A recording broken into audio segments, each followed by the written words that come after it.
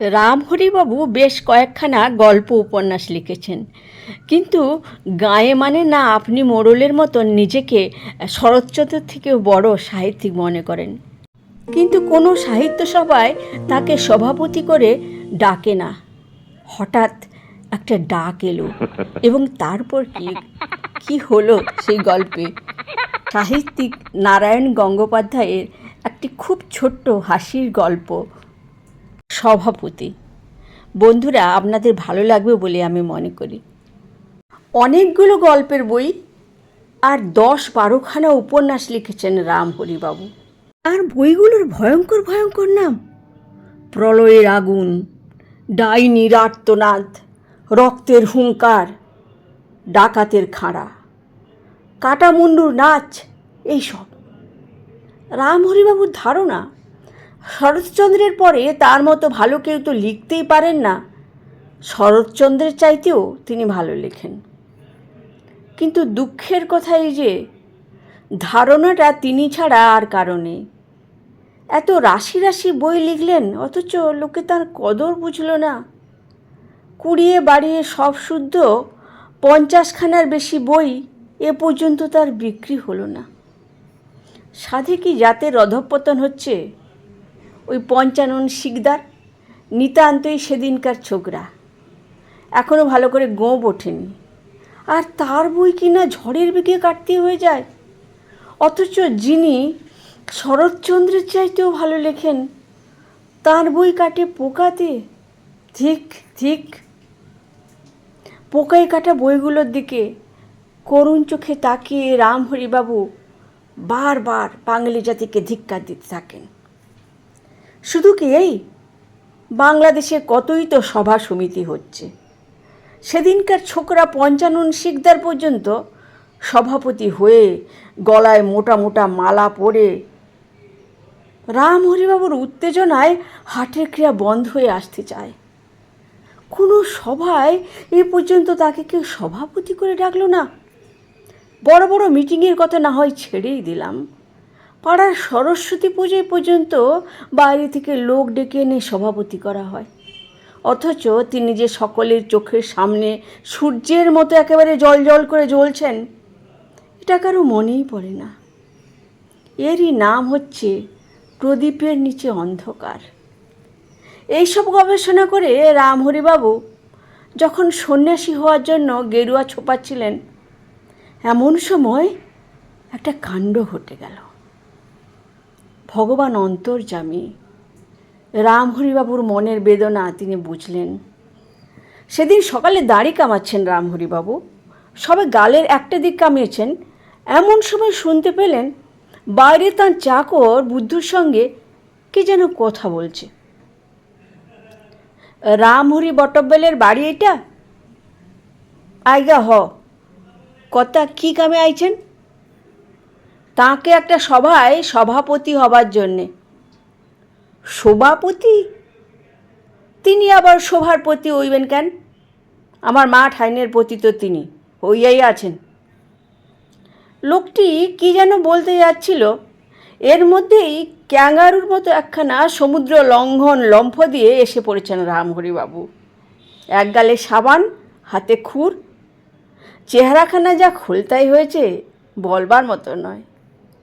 দেখে লাফিয়ে 3 পা সরে গেল বুদ্ধু। বললে, কথা অমন খুল হইয়া ধাইয়া এলেন কেন? খ্যাপছেন নাকি? যা যা বেটা গারুল, ভেতরে যা। এক ধমকে নার্ভাস বুদ্ধুকে আরও নার্ভাস করে দিয়ে প্রসন্ন দৃষ্টিতে রামহরিবাবু আগন্তুকের দিকে তাকালেন। তারপর আধগাল দাড়ি আর সাবান নিয়ে তিনি একগাল হাসি হাসলেন। আমি রামহরি বটব্যাল, কি চাই আপনার? আপনি রামহরিবাবু? নমস্কার নমস্কার। আপনাকে আমাদের একটি সাহিত্য সভার সভাপতি হবার জন্য। আসুন আসুন আসুন, বসুন। ওরে বুদ্ধু, বাবুকে শিগগির চা এনে দে। কৃপণতার জন্যে রামহরিবাবু বিখ্যাত। তার দোরগোড়া থেকে ভিখিরি ঠ্যাঙা খেয়ে যায়, পাত কুড়োবার মতো কিছু পায় না বলে বাড়িতে কাক পর্যন্ত পড়ে না। এ হেন লোক কিনা খুশির আতিশয্যে আগন্তুককে হাফ কাপ ঝোলাগুড়ি চা খাইয়ে দিলেন। তারপরে শুরু হলো আসল গল্প। মার্টিনের রেলগাড়িতে প্রচণ্ড ছারপোকার কামড় খেতে খেতে রামহরিবাবু এসে নামলেন একটা ছোট্ট স্টেশনে। স্টেশনের নাম বাঁশতলা। যে লোকটি তাকে সঙ্গে করে নিয়ে এসেছে তার নাম গজেন তফাদার। কথায় কথায় রামহরিবাবু জানতে পেরেছেন সে গ্রামের নাট্য সমিতির সেক্রেটারি, এ গায়ে ও গায়ে যাত্রা করে বেড়ায়। খবরের কাগজে সাহিত্য সমিতির হিড়িক দেখে তাদেরও সাহিত্য করবার শখ হয়েছে, তাই তারা রামহরিবাবুকে সভাপতি করবার জন্য ধরে এনেছে। রামহরিবাবু জিজ্ঞেস করলেন, আমার সব বই পড়েছেন আপনি? খেপেছেন আপনি? বিড়িতে টান দিয়ে গজেন তফাদার জবাব দিয়েছিল, আমার সময় কোথায় বলুন দেখি, দিন রাত যাত্রার পাঠ মুখস্থ করতেই তো সময় পাই না, তো বই পড়ব। দু একখানা যাত্রার বই যদি লিখতেন স্যার, তাহলেও বা কথা ছিল। মুহূর্তে ভারী ক্ষুণ্ণ হয়ে গেলেন রামহরিবাবু। ইচ্ছে করলো গজেনের লম্বা কান দুটো ধরে বেশ করে ঝাঁকিয়ে দেন, কিন্তু মনের ভাব গোপন করে বললেন, তবে আমি যে লিখি সেটা জানলেন কি করে? আমি কেমন করে জানবো মশাই? আমাদের যাত্রার দলে যে হনুমান সাজে সেই গদাইশীল আগে কলকাতার ছাপাখানায় কম্পোজিটর ছিল, তাকে জিজ্ঞেস করলাম কোনো সাহিত্যিককে চেনে কিনা। সে আপনার পাতালের আগুন না কি একটা কম্পোজ করেছিল, প্রুফ নিয়েও গিয়েছিল আপনার বাড়িতে, তার কাছেই আপনার নাম ঠিকানা পেলাম আর কি। সে বললে আপনি বেড়ে লেখেন। পাতালের আগুন। রামহরিবাবু বাধা দিয়ে বললেন, প্রলয়ের আগুন। ওই হলো স্যার, প্রলয় হলেই সব পাতালে চলে যায়। তা আপনার বইয়ে 8-10 পাতা সে পড়েছে, বলেছে 10 পাতাতেই নাকি আপনি 10টা খুন ঘটিয়ে দিয়েছেন। শুনে আমাদেরও আপনার ওপর খুব ভক্তি হয়ে গেছে স্যার। 10 পাতায় 10টা খুন! আপনি স্যার অসাধারণ লোক। রামহরিবাবুর ইচ্ছে হয়েছিল তক্ষুনি বাড়ি ফিরে যান, কিন্তু সভাপতি হওয়ার প্রলোভনটা তো কম নয়। না হয় তার লেখা এরা পড়েইনি, কিন্তু তাতেই বা ক্ষতি কি? বক্তৃতার চোটে মুখ দিয়ে এমন আগুন তিনি ছড়িয়ে দেবেন যে চারদিকে দাউ দাউ করে জ্বলে যাবে। এরা বুঝতে পারবে তিনি একেবারে কেউ কেটা লোক। অতএব শেষ পর্যন্ত গজেনের সঙ্গে তিনি এসে নামলেন বাঁশতলা স্টেশনে। আশা ছিল স্টেশনে তাকে দেখবার জন্য কাতারে কাতারে লোক এসে দাঁড়াবে, কিন্তু জনপ্রাণীর চিহ্ন নেই। একজন পিলেরোগী স্টেশন মাস্টার আর জন তিনে ঘেলে চাষা স্টেশনময় ছোটাছুটি করে বেড়াচ্ছে। রামহরিবাবুর মনটা কেমন খারাপ হয়ে গেল। গজেন এসে বললে, দাঁড়িয়ে আছেন কেন, চলুন। কোথায় যেতে হবে? আমাদের গায়ে। সে কোথায়? শিয়ালপাড়া। শিয়ালপাড়া? সে কদ্দূর? বেশি নয়, এই কোষ দুয়েক। কোষ দুয়েক? গাড়ি কোথায়? গজেন অবাক হলো, গাড়ি? এ কি স্যার, কলকাতা শহর পেয়েছেন? টুপ করে ট্রাম গাড়িতে চাপলেন আর ঝুপ করে ধরমতলা গিয়ে নামলেন। এ স্যার পাড়া গাঁ, কিন্তু 2 কোষ রাস্তা হাঁটব কী করে? অন্তত একটা গরুর গাড়ি। গরুর গাড়ি? গজেন মুখ ভেঙচে বলে উঠল, একটা গাড়ির আজকাল ভাড়া কত জানেন? অন্তত 2.5 টাকা। কে দেবে মশাই, আপনি? রামহরিবাবু মাথা নেড়ে জানালেন, তিনি দেবেন কেন? তাহলে হাঁটুন হাঁটুন, এখানে বেশিক্ষণ দাঁড়াবেন না, কাছাকাছি গোটা 2 শিয়াল খেপেছে, কামড়ালেই জলাতঙ্ক। ওরে বাবা! লাফিয়ে উঠে রামহরিবাবু ছুটতে শুরু করে দিলেন। গজেন চেঁচিয়ে বলেন, থামুন থামুন, অমন ঘোড়ার মতন আদারে পাদারে ছুটবেন না, এখানকার জঙ্গলে আবার কেউটি সাপের আমদানি বেশি। হ্যাঁ? রামহরিবাবুর ভয়ে প্রায় শিবনেত্র হবার দাগ। তবু সভাপতি হবার লোভ। পঞ্চানন শিকদারকে যে করে হোক টেক্কা দিতে হবে। বেলা 2টোর সময় এক হাঁটু ধুলো নিয়ে রামহরিবাবু যখন শিয়ালপাড়ায় এসে পৌঁছলেন, তখন তার দম প্রায় আটকে উঠেছে। জংলা ছোটো গ্রাম, কয়েক ঘর গৃহস্থ, বেশিরভাগেরই দৈন্যদশা। সভাস্থলের নমুনা দেখেই সভাপতির হয়ে এলো। একটা আধ ভাঙা চণ্ডী মণ্ডপে চাটাই বিছিয়ে রামহরিবাবুকে বসতে দেওয়া হলো। তারপর আস্তে আস্তে 2-4 জন করে ভিড় জমতে শুরু করলো। পাঠশালার বুড়ো পণ্ডিত মশাই এসে অনেকক্ষণ ধরে পর্যবেক্ষণ করছিলেন রামহরিবাবুকে। এইবার বেশ করে কেশে নিয়ে বললেন, আপনার বই আমার বড্ড ভালো লাগে স্যার, খাসা লেখা আপনার। রামহরিবাবু অত্যন্ত আনন্দিত হলেন। এখানকার সবাই তাহলে গজেনের মতো নয়, 2-1 পড়ুয়া লোকও আছে। আমার কি কি বই পড়েছেন? কেন স্যার? ব্যাকরণ সুধা, বালকবোধ, প্রথম ও দ্বিতীয় ভাগ পড়িনি কি? আহা, কি চমৎকার তদ্ধিত প্রকরণ লিখেছেন আপনি! পড়তে পড়তে আমার কান্না পেয়ে গেছিল। কিন্তু ব্যাকরণ ট্যাকরণ তো আমি লিখিনি।